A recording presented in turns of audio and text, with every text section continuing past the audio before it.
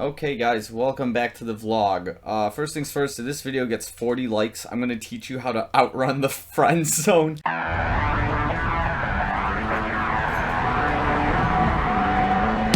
wanna know where you're getting your drugs. I wanna know what you breathe in your lungs. I wanna know who you kiss with your lips. Kiss with your lips, kiss with your lips. I wanna know how to get in your bed.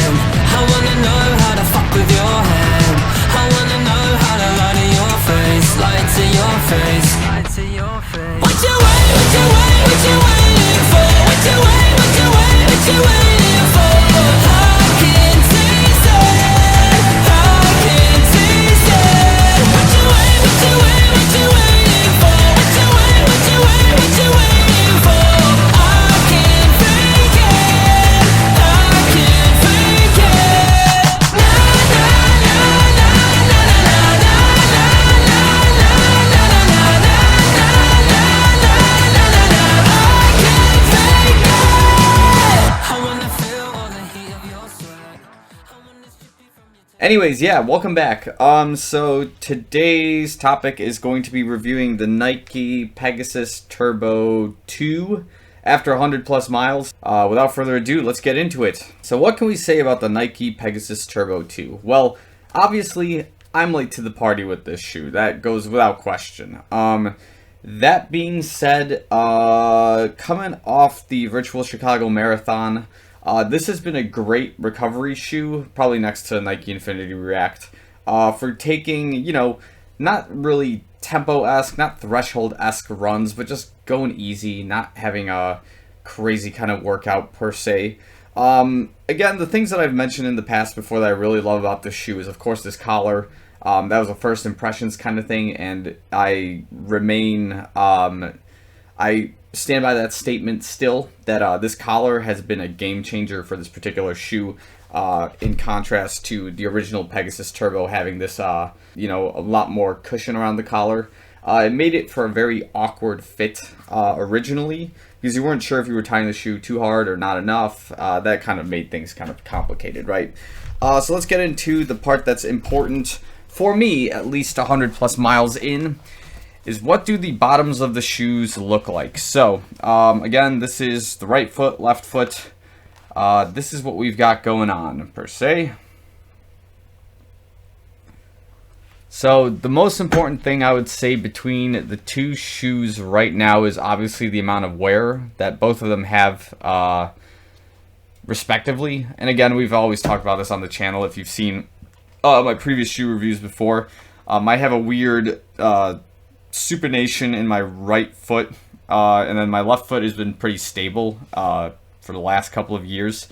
So that, in consequence, kind of shows why the right foot is experiencing this unusually this unusual shred on the side, whereas the left foot is a little bit more controlled and a little more centered. If we look at the Zoom Pegasus Turbos that I had originally, the same pattern does exist, even though I've had like over 300, 400 plus miles on these particular pairs. The wear is about the same on them, in terms of the right foot being a lot more burned off here on the outer sole of the shoe. But it still has enough rubber where you could technically push this past the 400 mile mark. I think I'm at about 350, 400, if I'm going to be fair with these.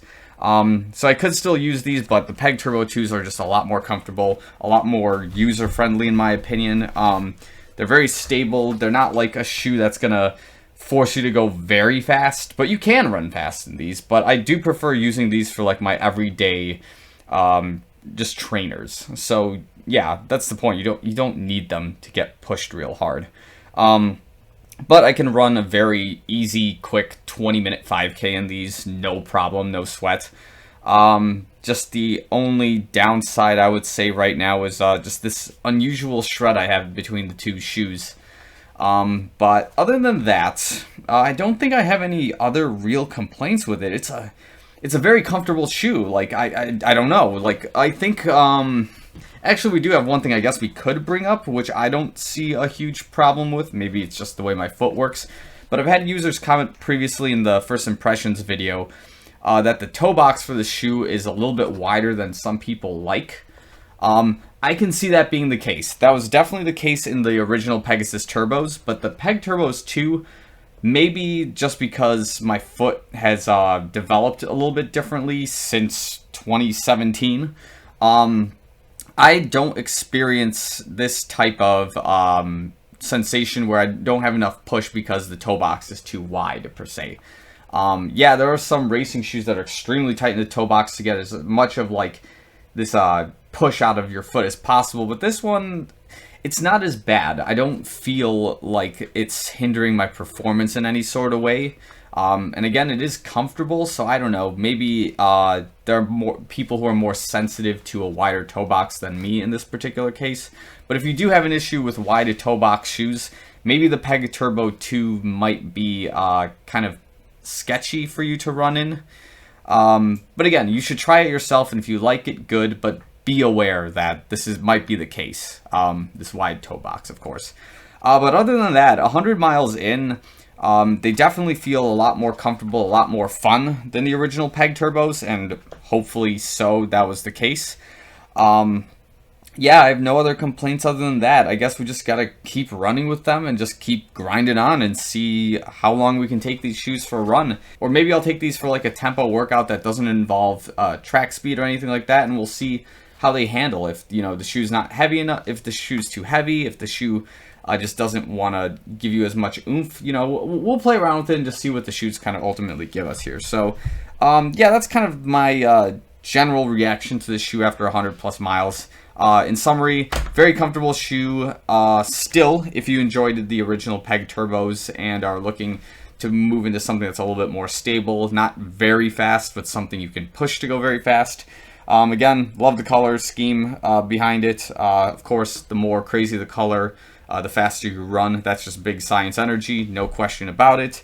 And yeah, I just don't think there's any major issues, at least from where I sit with the shoe. But yeah, that's all I've got for it now. And again, if you like the video for sure. Again, 50 likes and I'm going to teach you how to outrun the friend zone. And then subscribe to the channel because we're having some cool content coming up. And yeah, that's all I've got. So thanks for watching. Have a good one, guys.